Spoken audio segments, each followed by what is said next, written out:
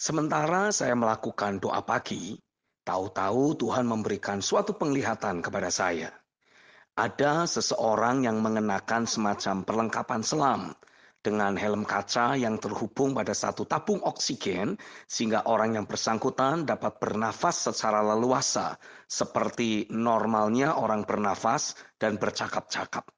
Dan orang tersebut melakukan aktivitas sehari-harinya dengan mengenakan perlengkapan selam tersebut. Tiba-tiba, Roh Kudus membuka pengertian saya. Begitulah seharusnya kita menjalani kehidupan sehari-hari kita.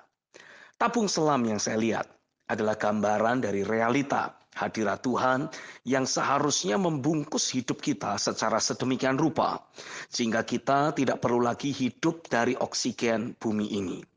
Kita betul-betul hidup dari oksigen sorga, yaitu realita hadiratnya saja. Sama seperti seseorang tidak bisa hidup di bawah air. Itu sebabnya seseorang membutuhkan perlengkapan menyelam dengan tabung oksigennya untuk bisa tinggal dan beraktivitas di bawah air untuk beberapa waktu lamanya. Demikian pula dengan keberadaan kita sebagai anak Allah, sebagai kaum ciptaan baru. Kita sudah tidak bisa lagi tinggal dalam dunia ini. Dunia ini sudah terlalu kotor, tercemar, dan tidak layak huni. Tapi karena kita masih belum boleh meninggalkan dunia ini, kita masih ada tugas besar yang harus kita kerjakan, yaitu membawa terjadinya pemulihan segala sesuatu. Kisah Rasul 3 ayat 21 dan Roma 8 ayat yang ke-19. Jadi dengan kata lain, kita masih harus beraktivitas dalam dunia ini. Maka kita membutuhkan realita hadirat Tuhan untuk betul-betul melingkupi kehidupan kita. Yang pertama, habitat kehidupan dari ciptaan baru adalah realita hadiratnya. Jika kita mengalami kehilangan realita hadirat Tuhan, sesungguhnya kondisi kita adalah sama seperti ikan diangkat dari air. Kita bisa dengan mudah dimangsa oleh binatang lain, atau kita akan mati dengan sendirinya.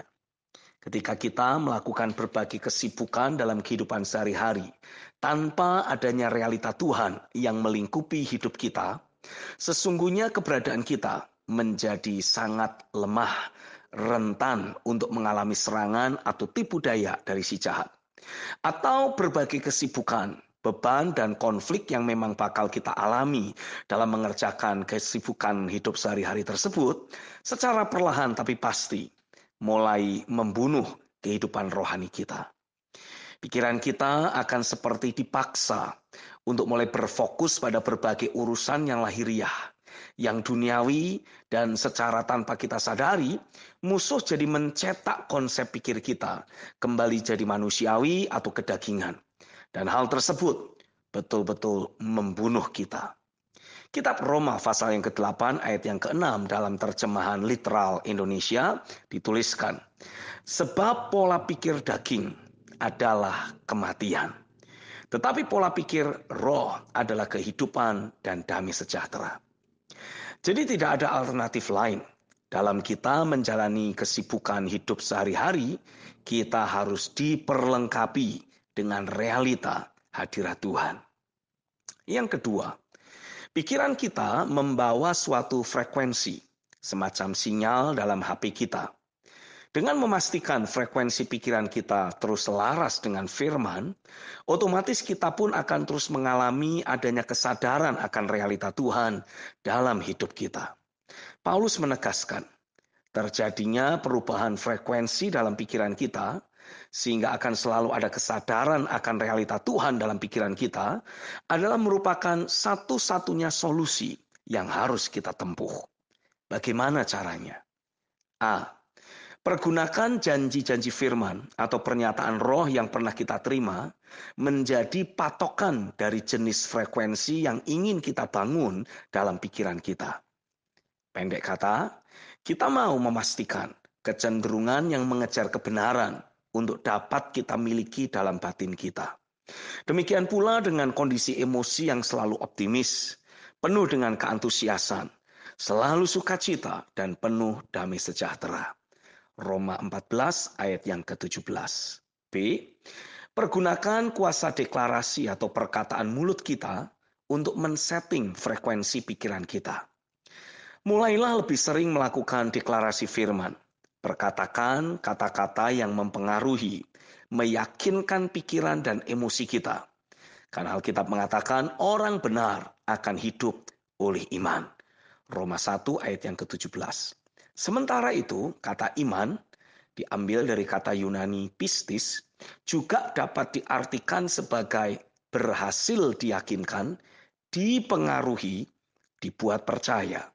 Jadi dengan kita terus memperkatakan janji-janji firman atau berbagi pernyataan roh yang pernah kita terima dengan kata-kata yang meyakinkan, membuat pikiran, batin, dan emosi kita meyakini dengan sungguh, ada terbangun suatu strong conviction dalam batin kita. Maka sesungguhnya kita sedang bekerja sama dengan Roh Kudus untuk menaburkan benih-benih iman dalam hidup kita. Dan tentu saja, apa yang kita taburkan, pastilah juga akan kita tuai.